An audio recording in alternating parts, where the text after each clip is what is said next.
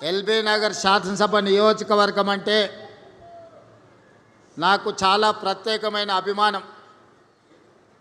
2018 శాసనసభ నియోజకవర్గ ఎన్నికలలో అనుకోని పరిస్థితులలో రాజకీయ కుట్రలో భాగంగా కొడంగల్ శాసనసభ్యుడిగా ఓటమి చెంది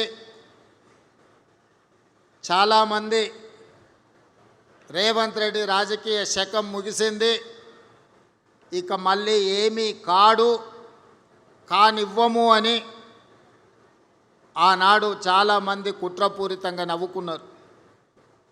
సరిగ్గా 4 నెలలు తిరిగే లోపల శ్రీమతి సోనియా గాంధీ గారు పార్లమెంట్ ఎన్నికలలో మల్కాజ్గిరి పార్లమెంట్ అభ్యర్థిగా ఎన్నికల బరిలో దించితే ఆనాడు 32 లక్షల ఓట్లున్న మల్కాజ్గిరి పార్లమెంట్ నియోజకవర్గంలో 3000 పోలింగ్ బూతులు ఉండే.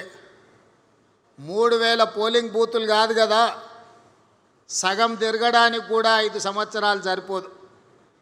అయినా ఆనాడు పార్టీ అవకాశం ఇచ్చి